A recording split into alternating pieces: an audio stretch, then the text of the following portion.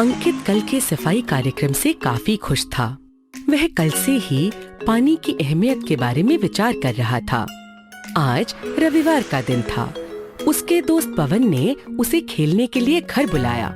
पवन के साथ खेलना और पढ़ाई करना दोनों ही अंकित को बहुत पसंद थे। ऐसा इसलिए कि पवन पढ़ाई और खेल दोनों में तेज था। हालांकि अंकित को उसकी लापरवाही बिल्कुल पसंद नहीं थी। पवन के माता पिता का अपना एक डेयरी फार्म था। शाम को जब अंकित पवन के घर पहुंचा तो पवन नहा रहा था। काफी देर इंतजार करने के बाद अंकित आंगन में चला गया। आंगन में पवन की माँ पौधों को पानी दे रही थी। वे काफी परेशान भी लग रही थी। क्या हुआ चाची जी, आप परेशान लग रही हैं? अरे अंकित बेटा, आ जाओ।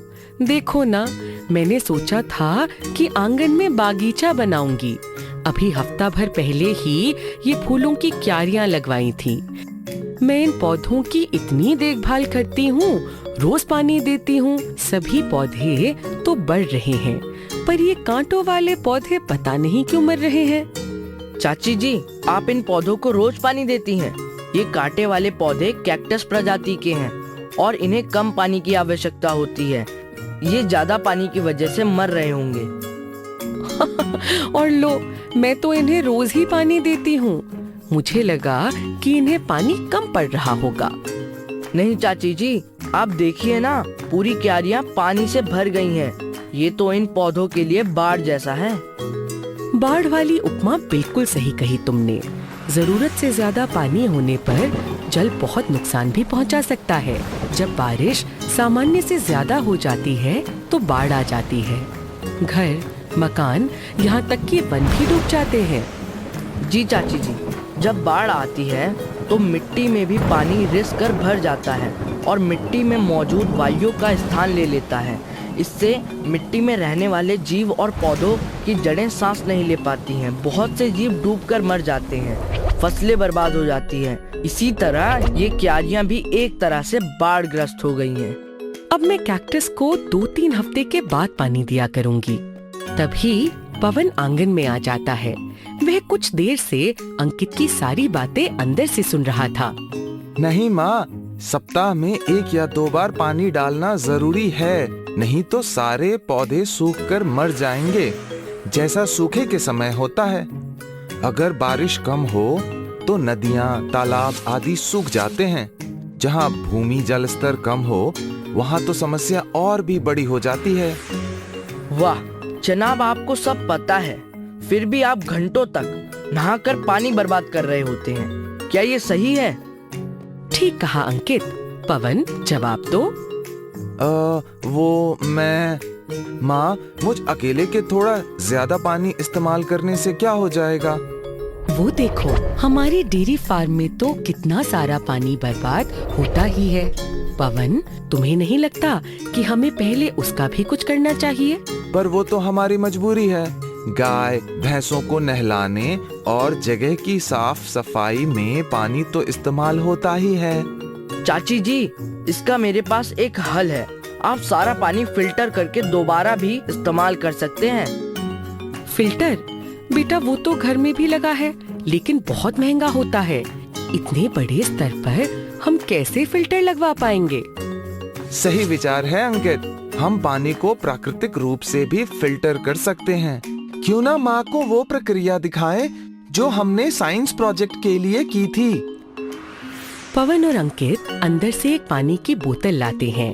फिर अंकित उसे ऊपर से काट देता है। दोनों बच्चे पहले बोतल के नीचे कपड़ा रखते हैं, फिर एक एक करके नीचे से ऊपर तक बारीक कणों वाली मिट्टी, फिर बालू मिट्टी और सबसे ऊपर कंकड़ पत्थरों की परत बनाते हैं। पवन उसमें गंदा पानी डालता है। कुछ ही देर में बोतल के मुंह से बूंद बूंद करके साफ पानी टपकने लगता है। देखा चाची जी, आप ऐसा ही एक बड़ा प्राकृतिक फिल्टर प्लांट बनवा सकती हैं। इससे पानी दोबारा इस्तेमाल किया जा सकेगा। शाबाश, ये तो बहुत पुरानी और अच्छी युक्ति है। फिर क्यों ना कुछ और बड़ा सोचे। जब बारिश होती है तो बहुत कम समय में काफी ज्यादा पानी बह जाता है। उसे हम कैसे इस्तेमाल कर सकते हैं, ये बताओ। हाँ, आपकी बात से याद आया, वर्षा जल संचय। माँ, आप हमें और बताओ ना वर्षा जल संचय के बारे में। वर्षा जल संचय का उद्देश्य यह है कि बारिश का पानी नालों से बहकर बर्बाद न हो जाए, बल्कि हम उसका संचय कर सकें। घर की छत को अगर कीप यानी फनल मान लो और उससे एक पाइप या नाली के जरिए पानी जमा कर लो तो काफी पानी संचय किया जा सकता है। अब आगे तुम दोनों सोचकर बताओ कि क्या करना चाहिए। माँ, इसके लिए हम एक बड़ा सा टैंक बना सकते हैं जहाँ पर वर्षा का जल इकट्ठा हो जाए, जो कि जरूरत के समय हम इस्तेमाल कर सकें। टैंक को हमें ढक कर रखना पड़ेगा ताकि जल वाष्पित होकर उड़ न जाए। हाँ, सही कहा। हम एक और काम कर सकते हैं। घर की छत पे जो पानी बरसता है उसे एक पाइप से एक छोटे टैंक तक पहुंचाकर इस टैंक को हम भूमिगत जल से जोड़ सकते हैं। इससे बारिश का सारा पानी भूमि जल में मिल जाएगा।